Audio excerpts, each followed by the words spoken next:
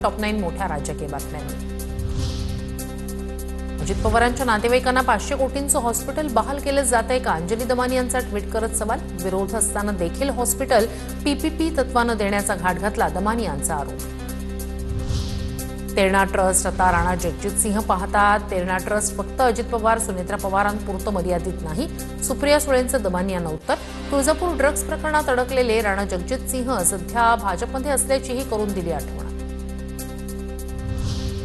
रणजितसिंह निंबाळकर आणि मुरलीधर मोहोळ यांच्या प्रकरणांवेळी अंजली दमानिया कुठे होत्या? दमानिया सरकारला सहाय्य ठरणारी यंत्रणा, सुषमा अंधारेंचा गंभीर आरोप। मुंढवा जमीन गैरव्यवहार प्रकरणात मोठे समितीचा अहवाल उद्या सादर केला जाणार। नोंदणी आणि मुद्रांक शुल्क महानिरीक्षक यांच्याकडे अहवाल सादर केला जाणार। चौकशी समितीचा अहवाल सादर केल्यानंतर दोषी कोण ते समोर येणार। मुंढवा जमीन गैरव्यवहार प्रकरणासंदर्भात मुद्रांक शुल्क भरण्यासाठी पार्थ पवारांच्या अमेडिया कंपनीला मुदतवाढ, कंपनीला 24 तारखेपर्यंत मुदतवाढ। दिग्विजय पाटील यांच्याकडून जेडीआरकडे मुदतवाढीसाठी होता अर्ज। वांद्रे किल्ल्यात दारू पार्टी प्रकरणी चौकशीचे आदेश, पार्टी संदर्भातला अहवाल 24 तासात पाठवण्याचे आदेश। पर्यटन मंत्री शंभूराज देसाई यांची माहिती। पालघर साधू हत्याकांडात मुख्य आरोपी म्हणून भाजपनं काशीनाथ चौधरींवर आरोप केले। त्यांनाच वॉशिंग मशीनमध्ये घालून भाजपनं पक्षात घेतलं, रोहित पवारांचा ट्विट करत आरोप। काशीनाथ चौधरी कालपर्यंत त्यांच्या सोबत होते, तेव्हा आरोप केला नाही। संपूर्ण चौकशी करून निर्णय घेतल्याचं स्थानिकांनी सांगितलं। फडणवीसांचं रोहित पवारांना उत्तर। काशीनाथ चौधरींच्या भाजप प्रवेशाला स्थगिती, काशीनाथ चौधरींनी काल केला होता भाजपमध्ये पक्षप्रवेश।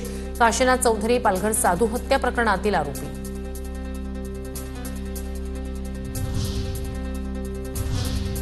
आता पाहणार आहोत टॉप 9 राजकीय बातम्या।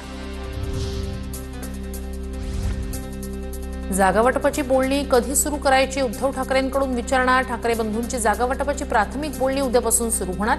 स्मृतीस्थळावर उद्धव ठाकरेंचा बाळानंदगावकरांशी संवाद, सूत्रांची माहिती। अमित ठाकरेंसह 70 मनसैनिकांविरोधात गुन्हा दाखल, शासकीय उद्घाटनाआधीच शिवस्मारकाचं उद्घाटन करत जमावबंदीचं उल्लंघन केल्याचा ठपका, तर अशा कार्यासाठी कारवाई होत असल्याचा आनंद, अमित ठाकरेंची प्रतिक्रिया। माझ्यावर महाराजांसाठी पहिली राजकीय केस झाली, बरं वाटलं। 4 महिने छत्रपती शिवरायांच्या पुतळ्याच्या अनावरणासाठी वेळ का नव्हता? गुन्हा दाखल झाल्यानंतर अमित ठाकरेंचा सरकारवर निशाणा। माझ्या मुलाचा अभिमान वाटतो, शिवपुतळा अनावरण प्रकरणी अमित ठाकरेंवर गुन्हा दाखल झाल्यानंतर आई शर्मिला ठाकरे यांची प्रतिक्रिया। भाजपच्या निवडणूक संचालन समितीची भाजप प्रदेश कार्यालयात उद्या दुपारी 3 वाजता महत्त्वपूर्ण बैठक। भाजप निवडणूक प्रभारी बावनकुळे आणि रवींद्र चव्हाण यांच्या उपस्थितीत बैठक।